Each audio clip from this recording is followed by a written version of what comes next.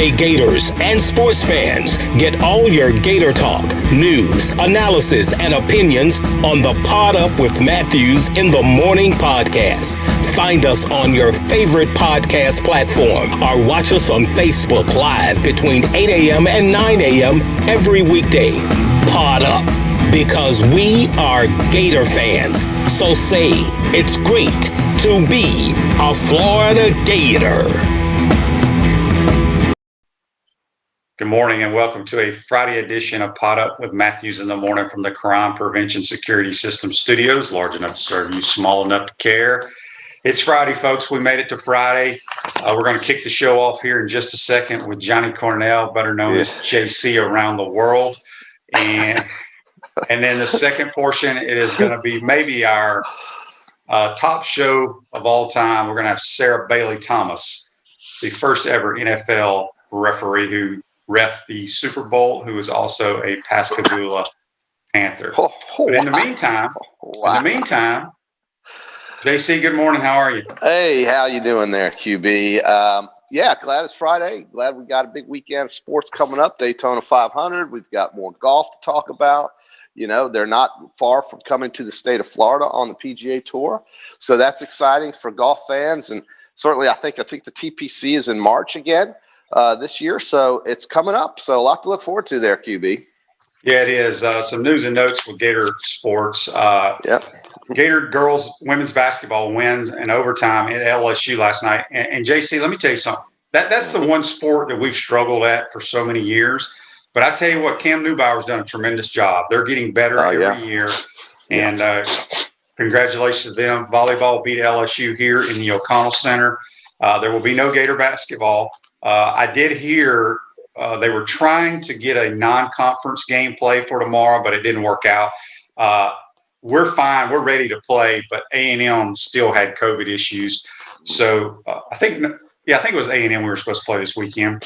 Softball cranks up, I believe, today down at South Florida and Tampa. Baseball starts next week. We got the Gator Invitational, which we had JC Deacon on this week talking about that. They're going to have, I can't remember, I think he said like 28 teams there from all over the place. So if you're bored this weekend, you want to watch good college golf, head on out to Mark Bostic and check them out. But other than that, JC, we got golf going on, the AT&T Pro-Am, which it's amazing to me how you can have a major at Pebble Beach where it is extremely difficult. And then they play this Pro-Am where it's like playing at your local municipal course. I think it's about how they cut rough. You know, it is. Yeah. It's about the rough. It's about where they can, the things they can do to the greens with that Poa Anna grass and so forth, and pin placements. And you're right. It is funny how one course can be changed overnight to become a major venue, and then the rest of the year it can be any kind of public muni. I think it's interesting because you always watch this tournament and you listen to Jim Nantz and Nick Faldo, and they show the cliffs and the beaches, and it's the same setting every year. And I don't know, Pebble Beach is special just by watching it visually for me on television. Have you ever played Pebble, JC? I have been there. I did not get to play it, but I have been there. I went in the clubhouse. Didn't get to play it. Dad did not want to pay the $300 green fee, and so we didn't get to play it. But it was available to us to play. But that was a long, long time ago.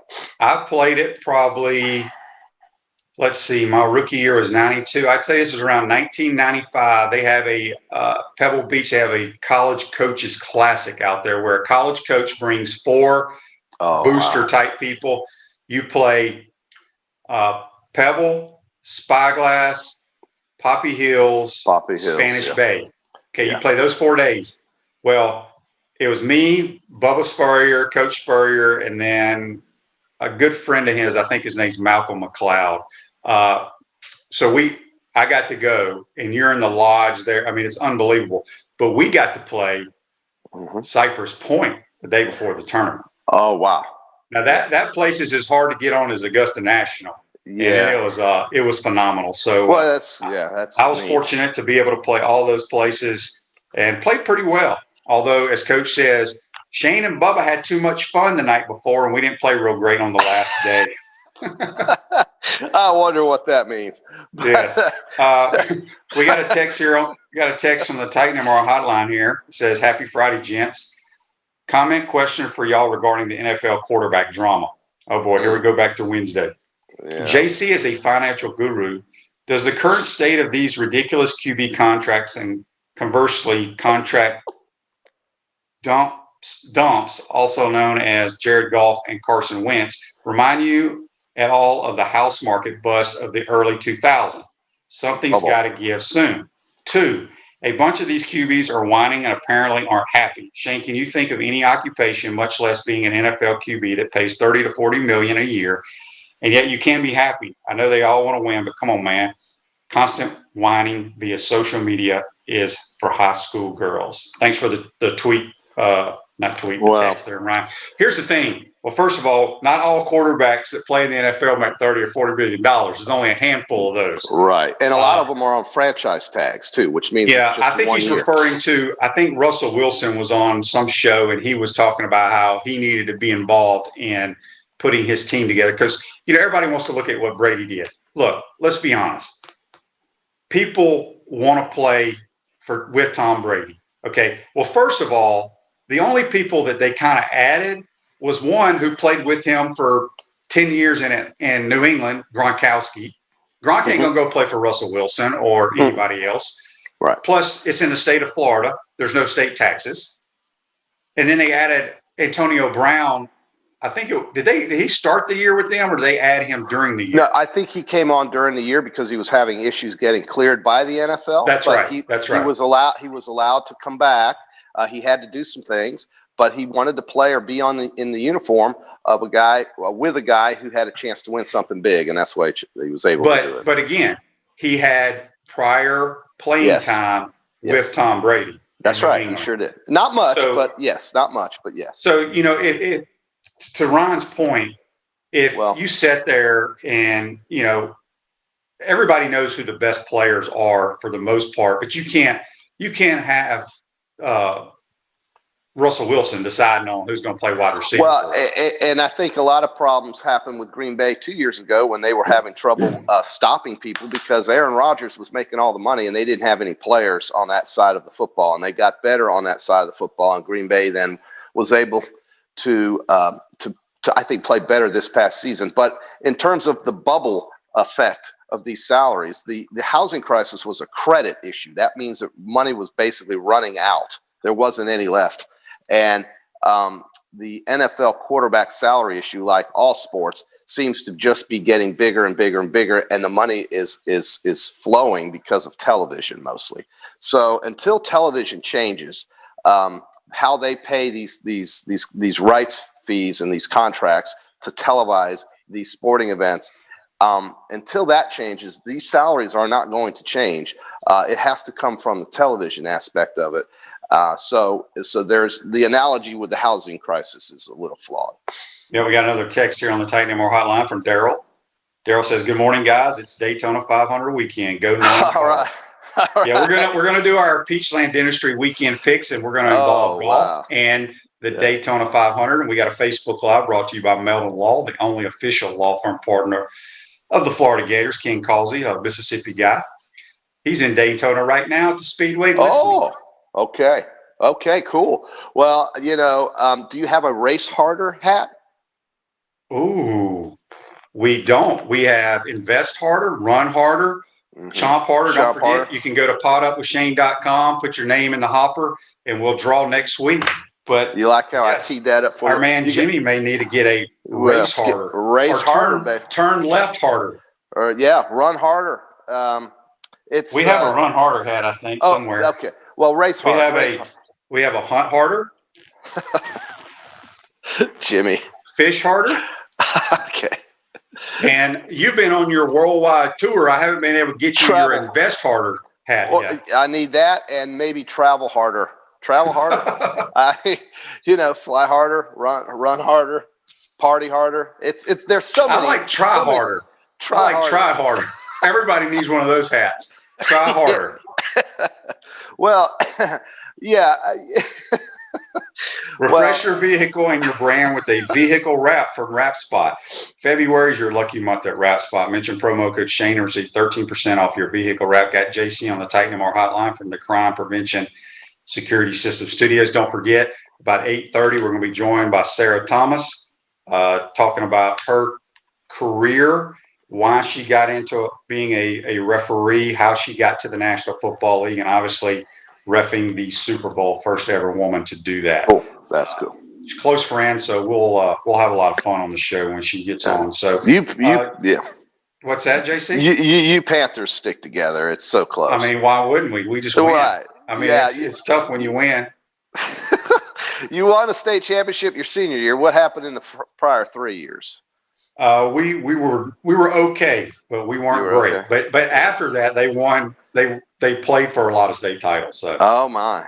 And South States and all that kind of stuff. Yeah. Basketball, though, I won in football my senior year. We lost in the state championship game in basketball to Chris Jackson and his crew. Oh yeah. And in baseball, I came in. We were third in the state. So my goal was to try to win 3 titles, but we didn't get it done. Powerhouse. So I mean, you can make comparisons to Pascagoula with Tampa. I mean, championship towns, title town kind of thing. Well, not anymore. This was back in the 80s, Jason. Right, sure, yeah. But now you are now a Tampa Bay fan. Have you ordered your Tom Brady jersey? No, but I did have that beautiful pewter hat on out west when I went out there and got a lot of Go Bucks. Because I think with all those Raider fans out there, Kansas City is not one of those loved teams, even though on Super Bowl Sunday in the Peppermill Casino Sportsbook, there were a lot of Kansas City fans there. But that's Raiders country and 49ers country. So, well, let me ask you this. You normally wear your Todd Gurley Rams jersey. He's no longer with the Rams, so what do you do with this jersey? It's in the closet and it hasn't come out. It's not. I haven't brought it out. It was the old school blue and gold with the yellow gold horns on it. And I got to tell you, I do not like the Rams' current jerseys. I like the logo, but the color scheme with those jerseys, something is missing there. I can't get into those jerseys, so I'm not buying anything from the Rams. Except season tickets. I do have those. You have season tickets to the Rams? Yes, I also have seat licenses to 2 seats. I have licenses to 2 seats at SoFi Stadium. I've ordered season tickets. I'm going to go to 1 game, sell the rest of them, and get into the lottery for next year's Super Bowl and make thousands of dollars because Matt Stafford is going to be my quarterback. So if you want to pay up just a little bit for Rams tickets, I'll send you out there with 2 tickets, QB. Okay, I don't think we have many folks watching this show that are Rams fans. Hey, listen, I mean, it's really more of a money thing. Unless we've hit the West Coast LA market. Well, right now it's 5-something in the morning, but I would say it's more about an investment because I think I can sell these tickets in the secondary market for quite a lot of money if they let fans in that beautiful $5 billion stadium.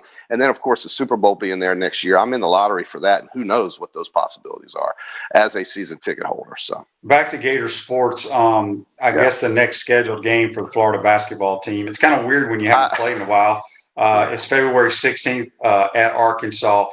JC, who does Alabama play tomorrow? I haven't really even followed college basketball since the Gators haven't played their last game. Yeah, it makes sense. And I really am concerned how Florida's going to come out of this because I thought they were playing well in spite of that loss to South Carolina prior to this COVID issue they've run into.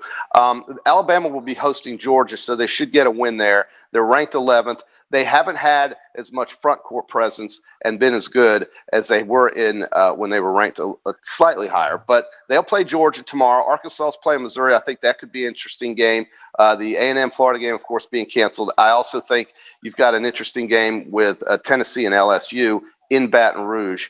And then Auburn and Kentucky. I think the SEC can get 5 teams in the tournament. I really think it's a possibility. What's interesting is Missouri's a very good team. Missouri beats Alabama. They jump all the way up to 10th in the country. They travel to Oxford and get blown out by a very average Ole Miss team. But that's basketball. That is basketball, isn't it? I mean, this is kind of explains why Florida goes through these ups and downs and why everybody except Gonzaga, who is so far above its competition in that conference, and Baylor, who made Texas look really average.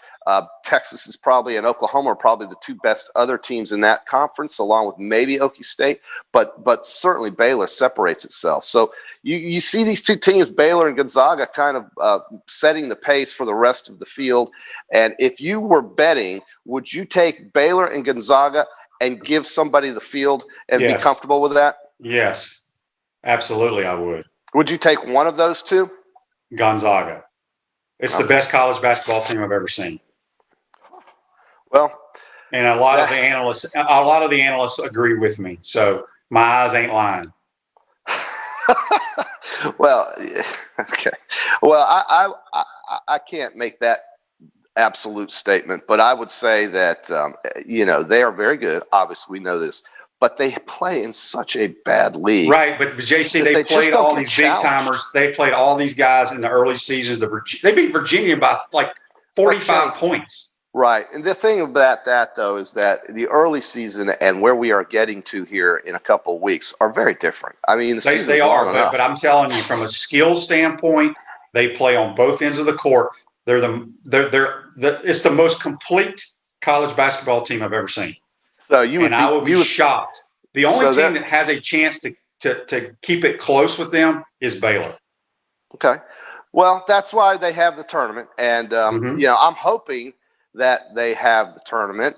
I know they're going to have the tournament. They're going to have the tournament. There's something going on February 26th where each league, each conference by February 26th has to submit whether or not they're going to have a conference tournament or something.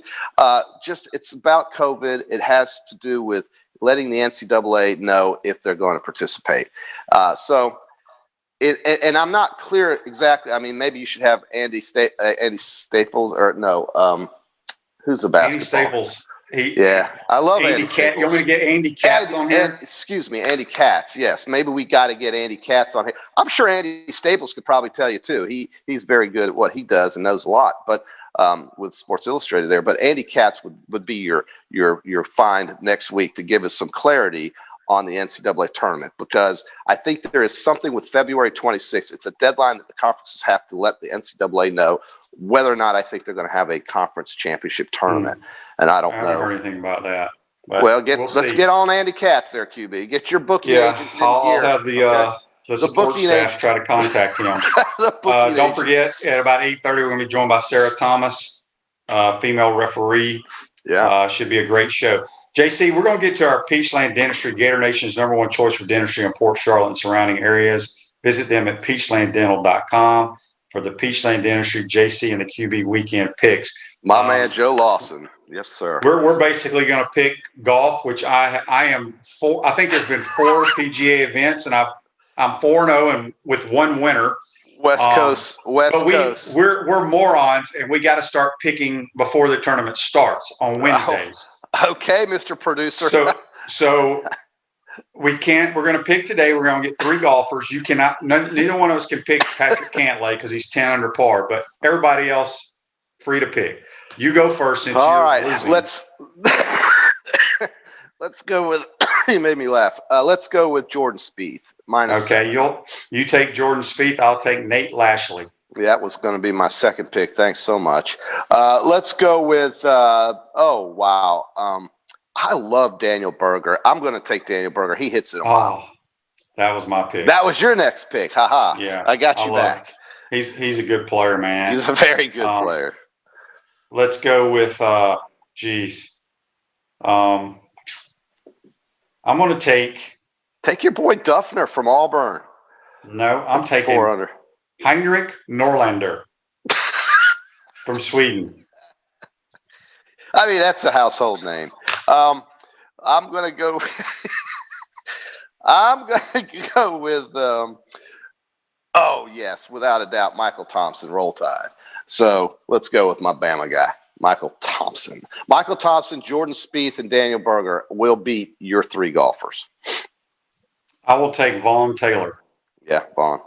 I almost took my South Korean Siwoo Kim, but I mean, I can't believe you didn't go with a South Korean on a California golf tournament. It's unheard of. Okay, so now I know everybody's been sitting on the edge of their seats for this. Oh, waiting for this. JC and I are going to pick our winning driver for the Daytona 500, the granddaddy of them all. And what do they call it? It's the greatest. It's the Super Bowl. It's the Super Bowl for racing at the beginning when the of season starts. It makes no sense. This is racing. But yes, it's the world's most famous raceway or race something.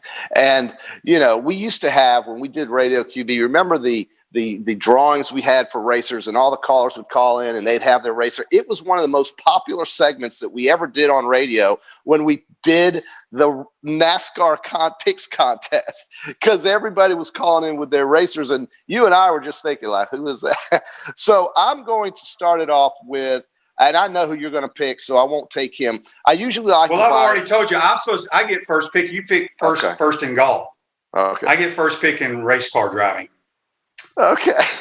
My winner is going to be the 9 car with Darrell Chase Elliott.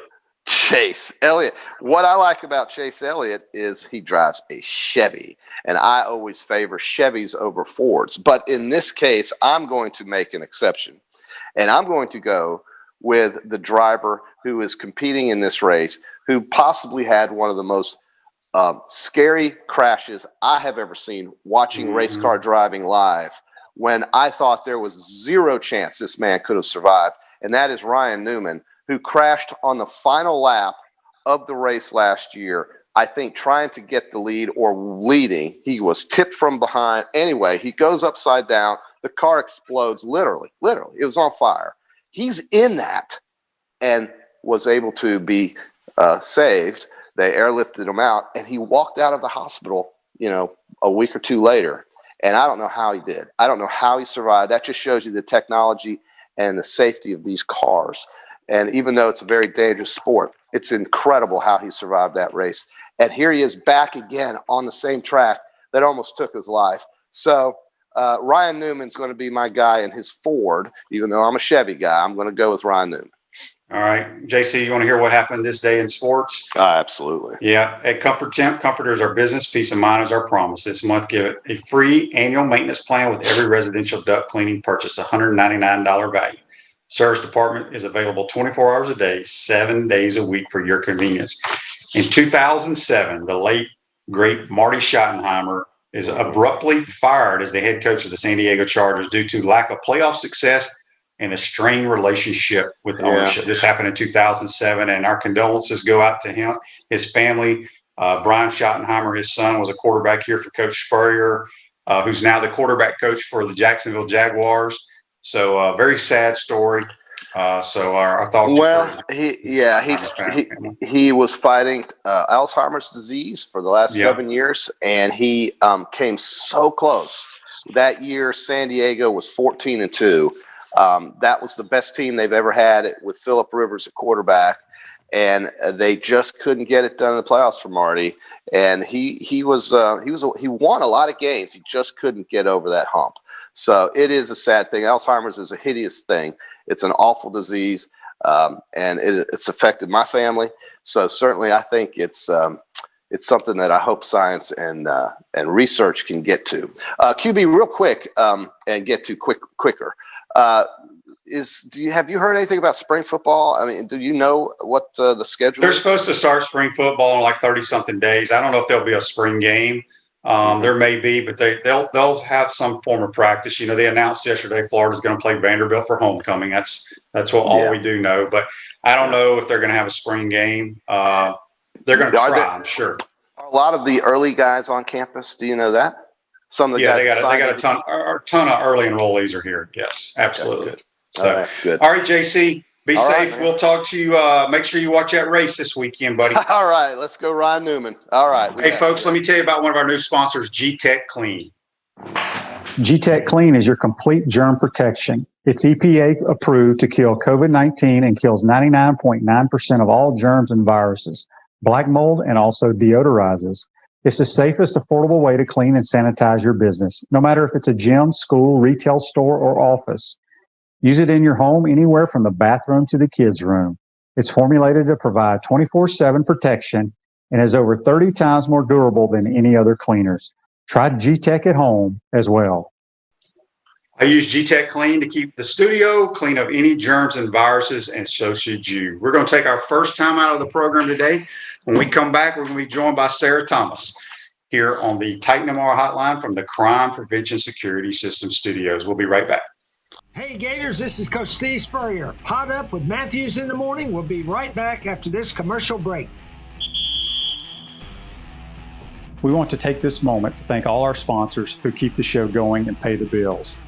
Our gridiron sponsors are Crime Prevention Security Systems, large enough to serve you, small enough to care.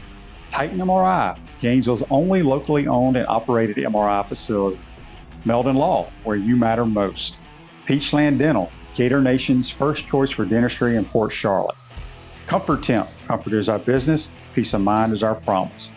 G-Tech Sport, keep your athletes in the game with G-Tech Sport. Celebration Point Town Center, Center State Bank, Chris Doring Mortgage. Some of our touchdown sponsors are Campus USA Credit Union, Adams Rib Company, Darlene Weeby Realtor Caldwell Banker MM Parish, Gator Dominoes, Celebrate Primary Care, Gator Bait Media, Davis Gainesville Chevrolet, Miapa Latin Cafe, Rap Spot, Aikido America, Gators Dockside, Style Cuts, Ironwood Golf Course, TV Financial, Meadowbrook Golf Course, Dar Shakow Insurance. If you are interested in promoting your business on the show, visit potupwithshane.com and click the advertise button. Again, thank you to all our great sponsors that support the show. If you like what we are doing here, make sure you follow us and support the businesses that support us.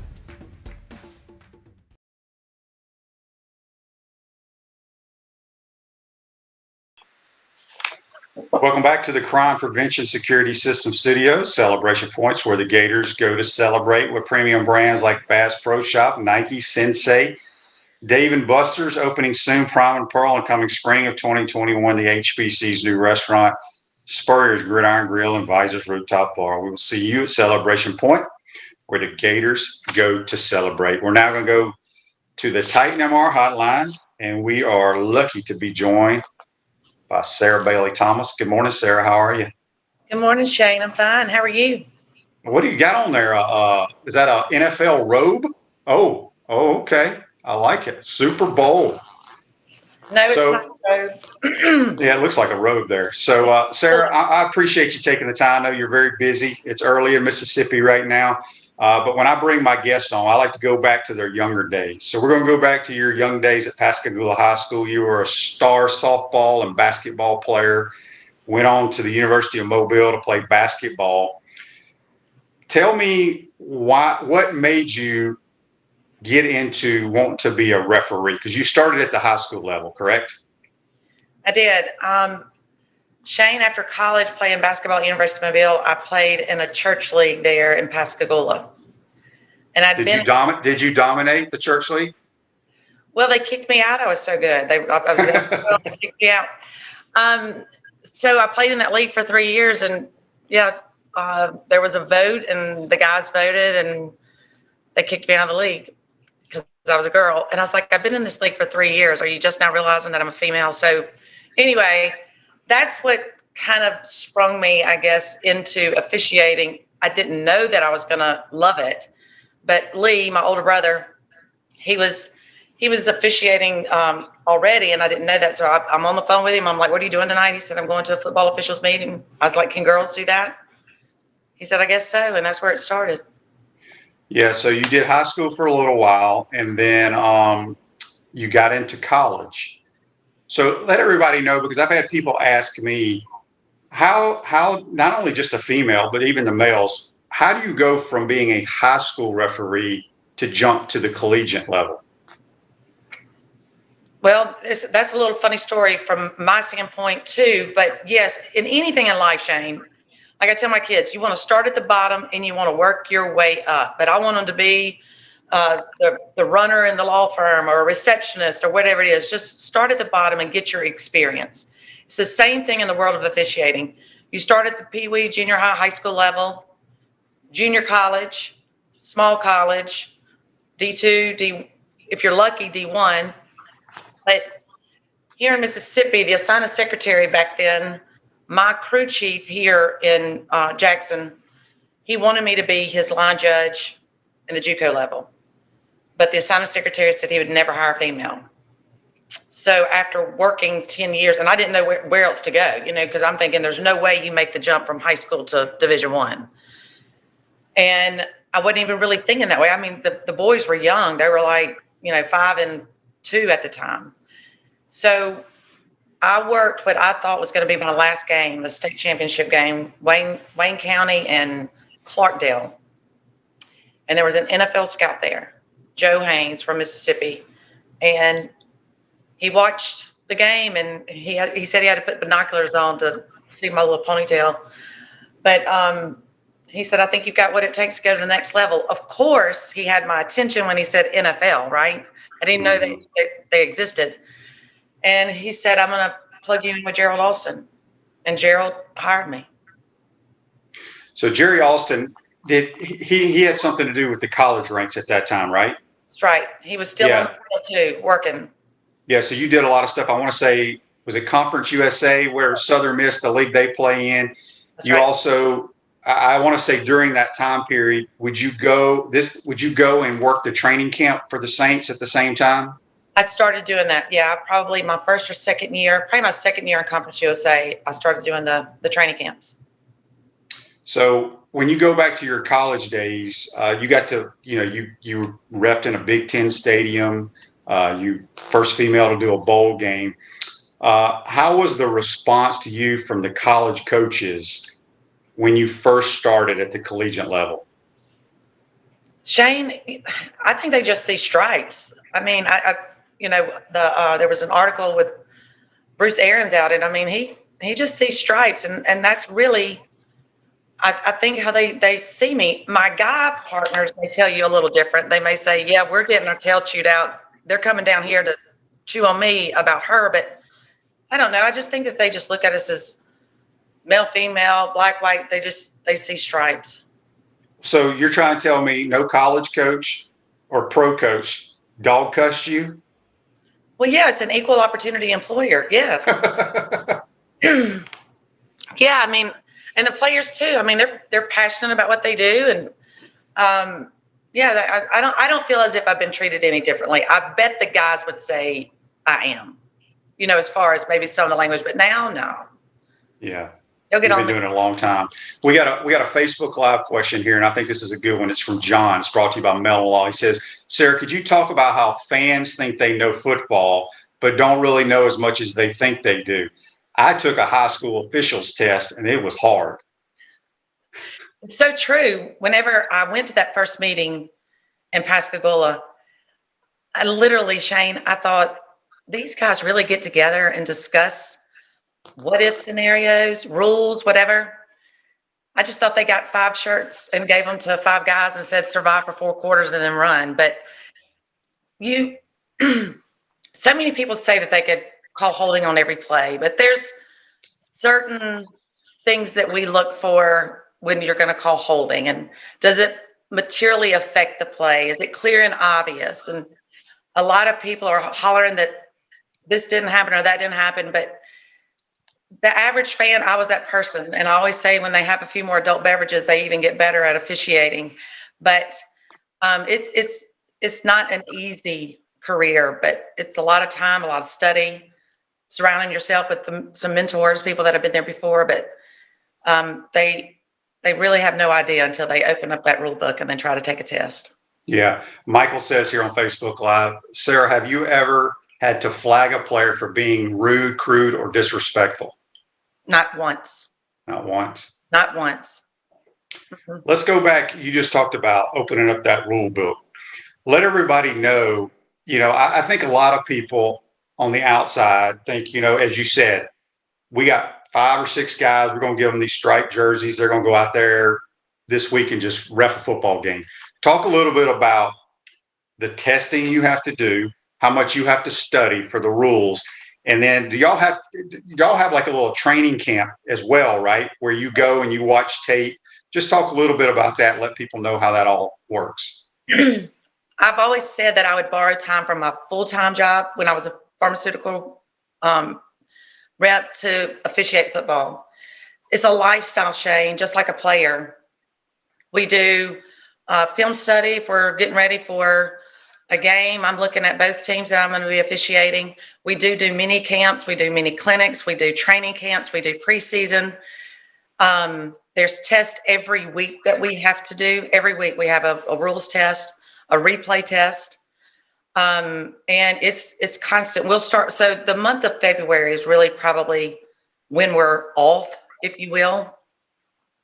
And then starting March 1st, we will start taking tests, just off-season tests that are generated amongst the association. Then May 15th is the time that the NFL can reach out to us. But it's a lifestyle. It is film study. It's rule study. It's nonstop. Natasha says on Facebook Live, thank you, Sarah, for being a role model for my daughters and son. Do you officiate full time?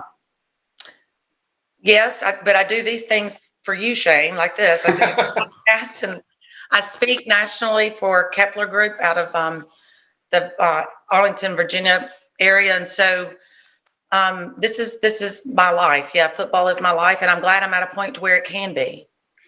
Yeah, because at one time, as you said, you were a pharmaceutical rep and also officiating. And I know back in the day, Ed Hockey Lee was like an attorney. A couple of those guys were like insurance guys. Have they changed it where NFL refs cannot have other jobs, or can they still do that? They can. A lot of them school teachers, and you're right, that a lot of us still have other jobs, but some of them don't. Yeah, we're speaking with Sarah Bailey Thomas here on the Titan MR hotline at Chris Doring Mortgage. They do mortgage lending right, helping home buyers throughout Gainesville and North Central Florida. Call Chris Doring Mortgage today at 352-244-0840. Tell me about, I can't remember, I want to say it was a Packers game. You were reffing and you broke your hand during that game. How did that happen? I took my eyes off of the receiver and looked at and took, had to watch the quarterback. It was a busted play, and quarterback is about to step out of bounds, and then he decides to wing it. And when he does, I look at feet first, and the next thing I saw was the sky. And there was just this gasp over the stadium, because when my hat flew off, it was the girl that got hit, right? I knew something was wrong with my wrist. So it was Kyle Rudolph and a defensive player for Green Bay. They take me back in and x-ray me. And I look up, Shane, and it was pretty one-sided when I left. 7 minutes or so left to go in the fourth quarter. And when I look up, there's like 4 minutes and something left. And I told the doctor, I was like, put this splint back on. I'm going back in. And NFL security was like, you're not serious. And I was like, yep, we're going through that tunnel. So I finished the game with a broken wrist. Of course, the commentators were saying that I was going into concussion protocol. But they didn't even ask me if I had a headache. They couldn't see my splint. But I came back, finished the game. My kids called me. You can imagine the amount of text messages and phone calls that I had. But when my oldest asked me, he said, Mom, are you okay? And I said, yeah. I said, I just got a broke wrist. And he goes, well, you do know you got run over by Rudolph on Christmas Eve, because it was Cal Rudolph and it was Christmas Eve. That's great. I had a plate and 7 screws right there and a screw right there. Wow. Tough. Just keep battling. Kevin says here on Facebook Live, brought to you by Metal Law, as a local high school white hat, do you have the desire to be a white hat in the NFL? Kevin, I don't. I don't know if the world is ready for this Southern drawl. But seriously, I don't have any desire. I mean, I love where I'm at and the line of scrimmage and all the action. So, no. And correct me if I'm wrong, because, I do multiple shows, my podcast and other shows during college football season for the Gators. And obviously on a Monday after a game, whether there's bad calls made or whatever, people are calling and bitching about the officiating. But you guys, after every game, are graded on every play, correct? We are graded. Yes, they look at every play in the game, every foul that was called in every game. And of course, coaches, they write in plays that they think that we should have called that we didn't. And of course, if we're going to be honest with ourselves, I mean, we look at plays and we, maybe we should look at it differently, or was I in the right position? Yeah, I mean, we look at it and try to self-eval, plus we are graded on everything, and it matters big time. Yeah. And you ref the position back in the day, it was called the head linesman. Now they've changed the name. Did they change the name because of you? It's called the down judge now. I don't want to say it's because of me, Shane, but maybe it just being gender neutral, I guess. And the head linesman but it doesn't bother. It doesn't bother me because it doesn't matter what initials on my back or what digits are on my back. That doesn't help me with 4th and inches at the goal line. So I'm the down judge and there's a line judge across from me. Yeah. So explain to people, being a down judge, what's your responsibility? Anything that happens at the line of scrimmage, anything, offensive, defensively, even before the ball snap. Of course, I am responsible for the chain crew. So I have to deal with that if we have a measurement, or just making sure we're set up 1st and 10. And making sure that the auxiliary guys on the other side, it's not 1st and 11 on that side. If the first down's at the 50, I want, them to match up. And then anything after, Shane. I mean, we do it all. We pick up the guys that are downfield from us, the deep wings, and we tell them they've got one guy to watch, just the receiver. Well, really two. I mean, the defensive guy too, but the line of scrimmage is just where all the action is. We do it all. We got a text here on the Titan Our text line. It comes from Daryl. He wants to know, Sarah, what was it like officiating the Super Bowl? And I know it was a tremendous honor for you. I want you to talk about it. I mean, obviously your kids got to go experience it as well. Unfortunately, it wasn't a packed stadium, but it still had to be a pretty damn good experience.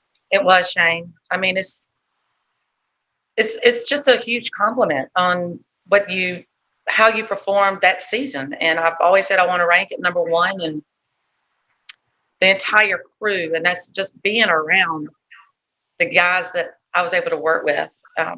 We just had this little saying before we walked out on the field, we want to be elite. And we were. And when you've got that kind of talent around you, it just helps you take it all in and just be glad that you got the call. I mean, it was just remarkable. So during the regular season, you have your own crew. It's the same crew every game? For the most part, Shane. They'll switch us around a little bit during the season. Okay. And then just because we had some people ask me the life of a NFL ref. So the games are on Sunday for the most part, unless you have a Monday night game. Do you travel to that venue, to that city on a Saturday, or do you go on a Friday, or how's that work? If I can get in on a Friday, Shane, I try to, because those 6 a.m. flights, the older we get, I'm not as old as you are though, they're tough. So, but if let's just say I go in on a Saturday, I'll be up at 4 o'clock in the morning and wheels up at 6, get to the city, and then I'm typically home on Sunday night. If I can get home on Sunday night, I usually roll in about 11:30 at Sunday night, and then it's up, the kids the next morning. But that's typically how out Saturday, back Sunday.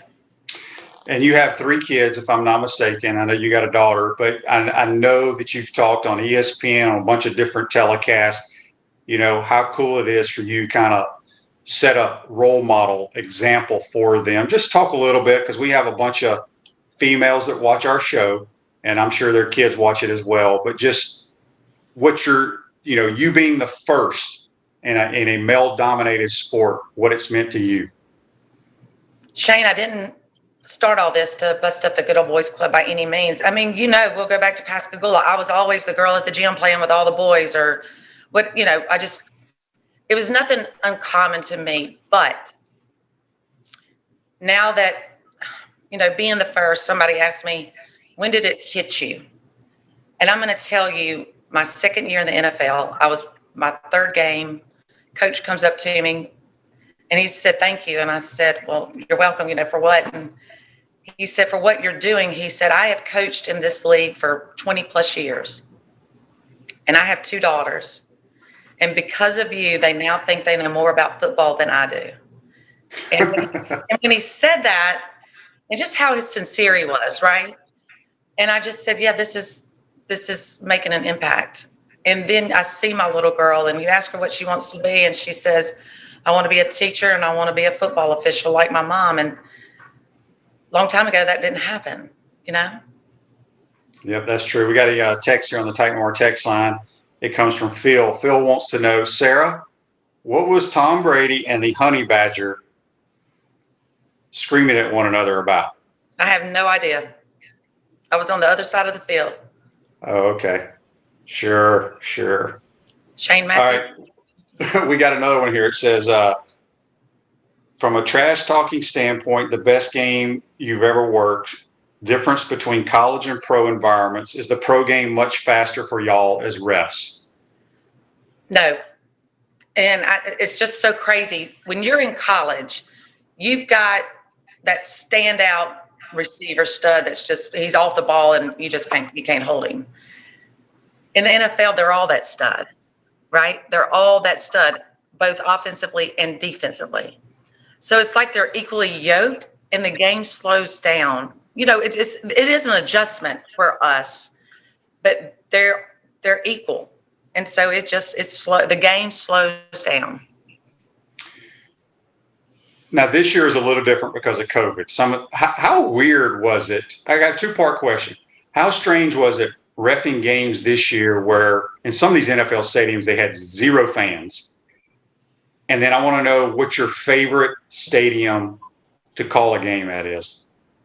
My favorite stadium to call a game in is when it's cold indoors or in Florida.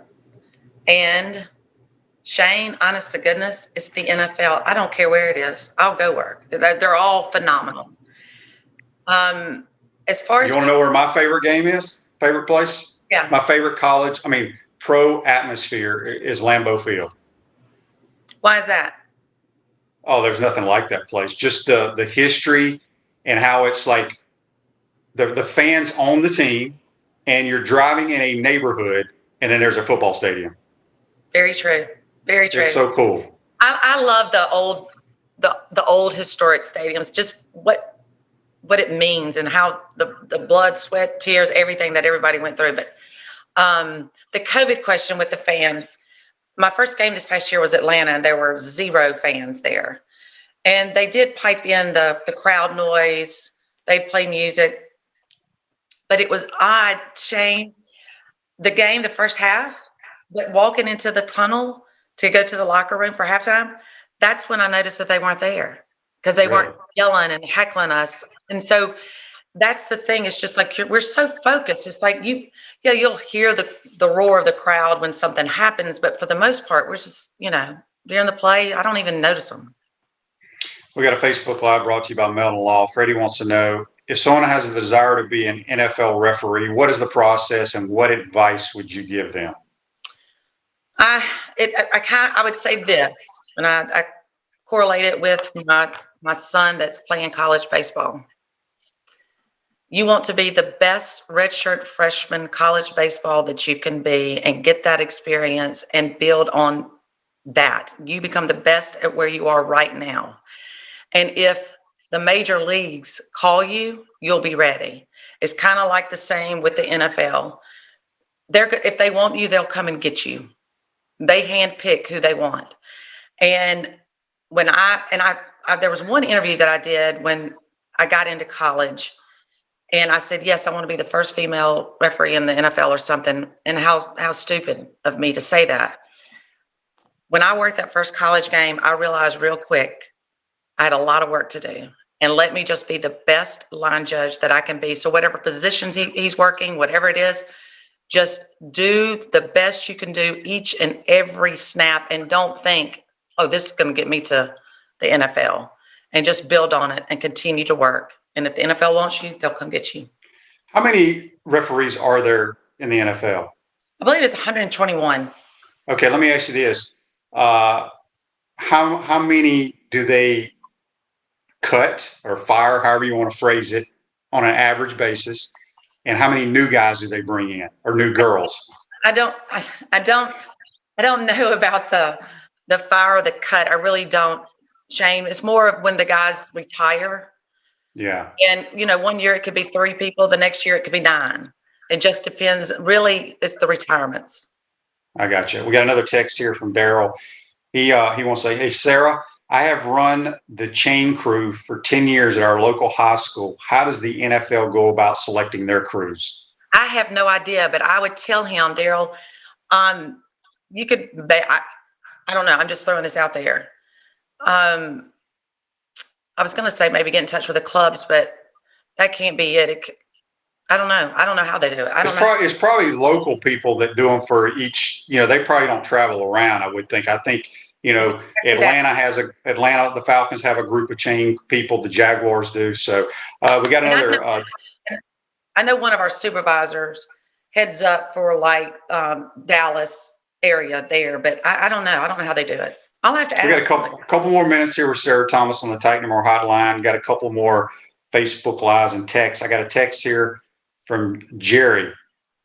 Do you have a hard time watching a football game without watching the officials? Yes. I don't watch a football game. I watch it from my position. It's training tape. Yeah. Yeah. So, do you, when you watch like a college football game at Ole Miss or a state game or whatever, you're watching the referees? That's right. That's funny. Right. Yeah. It's no different. I watch the quarterbacks all the time. Bill says here on Facebook Live, how are you able to block out any hecklers during a game? I don't know, Shane. I guess I go back to just former athlete. Just you got to stay laser focused on the job you got to do and get out of there. So yeah. That's true. All right, one more here. Natasha says on Facebook Live, brought to you by Melton Law, how many other female refs are in the NFL now? There's 0 full-time in the NFL. Of course, it's just me, but there are several in the developmental program. And I don't know how many in the country collegiate, but it's a lot more than when I started. When you say in the developmental program, what does that really mean? Shane, it's like NFL Europe, where not only just players would go and develop, but officials would go. And they were kind of like the developmental program to get them into the NFL. And so they just do that here in the U.S. now. That's awesome. Let's see here. Okay, last one for you, and we're going to let you go. This comes from Coop. Coop says, some refs look like they're keeping up with some of the fastest players on the sideline on those long plays. Who is the fastest ref in the NFL? Me? No, I don't know. Maybe Dino Paganelli. He's pretty quick. I don't know. Do you guys have to have like a conditioning test or any of that kind of stuff? Yes, we do. We sure do. This year was a little different because of COVID. We weren't able to go. We do it in Dallas, but yeah, we have to do 16 40-yard sprints, and they're timed, and push-ups and sit-ups. And I'm so thankful that I broke my wrist because I don't have to do the push-ups anymore.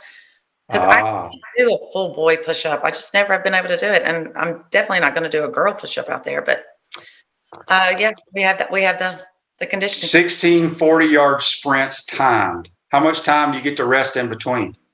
30 seconds, maybe. I don't know, something like that. It's a long time, but that's crazy. Okay. I had something else. I just lost my mind here. I'm getting all these texts here. I'm trying to go through them to see what to ask you here. One last thing. Okay. So we talk about, you're focused on your job. You have to be during a game. You can't watch the ball. I think a lot of people think when you're a referee, you got your eyes on what you're supposed to. You don't even see what Tom Brady or Patrick Mahomes or any of them guys are doing, right? That's right. We don't watch the ball. That's right. How hard is that? I mean, did you have to train yourself?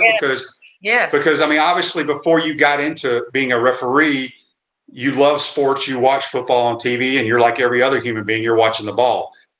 Was it difficult to say, I cannot watch the football? Yes, because, you're watching the runner. And it did. It took some time. But it's the action all around the runner, that can spring him through the hole or whatever. Right. So you got to watch everything that's happening around him. And Shane, that was a huge learning curve for me, not having played the sport. I have had to learn the sport too, on top of learning the rules and officiating.